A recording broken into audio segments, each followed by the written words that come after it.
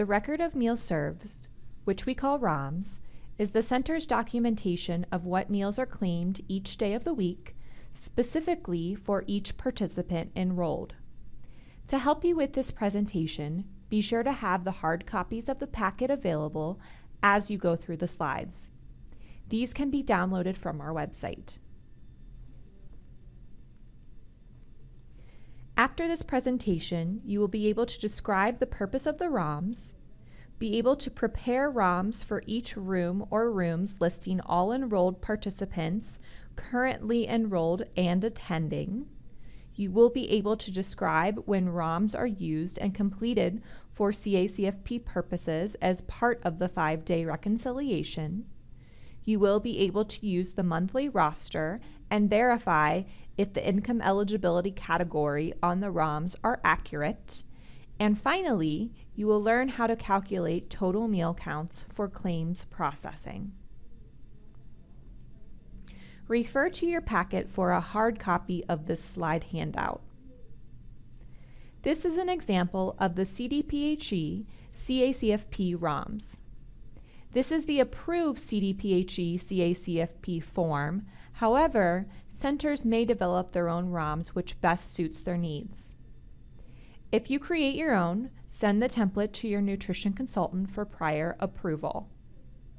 The record of meals served is the documentation of meals claimed each day of the week at each site for each room or group of participants by meal type and income eligibility category for each participant enrolled. The ROMS are used when submitting the claim for reimbursement. Centers may claim a maximum of 2 meals and 1 snack, or 2 snacks and 1 meal per child per day. Sites that are participating as an at-risk can claim a maximum of 1 snack and 1 supper during the school year, and 1 snack and 1 meal on non-school days during the school year only. Homeless and emergency shelters can claim a maximum of 3 meals. At the beginning of each week, each classroom will have ROMS listing all the participants' name by full name, first and last name, or last and first name, in alphabetical order. There are separate ROMS for each group or classroom of participants. Staff mark the ROMS at the time or near the time of meal service according to visual observation.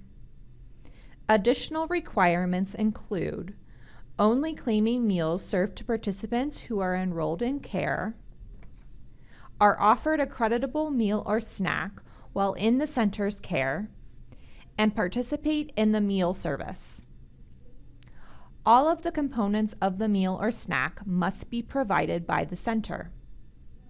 The requirements for infants, or those under the age of 12 months, have different meal pattern requirements. Contact your nutrition consultant for specific questions related to infants.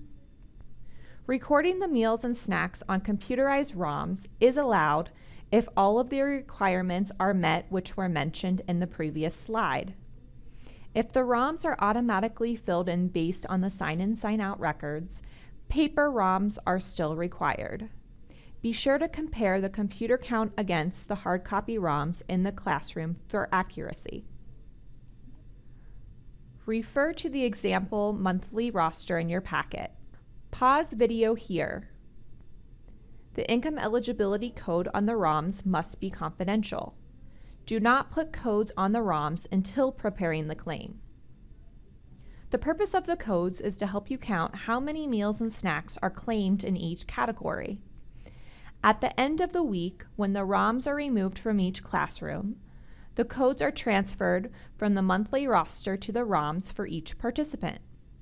The purpose of the codes is to help you count how many meals and snacks are claimed in each category. Carefully and accurately print or type the code for the income eligibility category. In order to claim a participant in the free or reduced category, centers must have a valid IEF on file for every participant whose meals are claimed in the free or reduced categories. Refer to the monthly roster video to ensure that you are claiming participants in the correct income eligibility category based on their income eligibility form. Once the income category or code is listed for each participant, color code each name and corresponding meal counts with a highlighter marker according to the participant's income eligibility category. Highlighting allows for easy and accurate counting of meals within each category.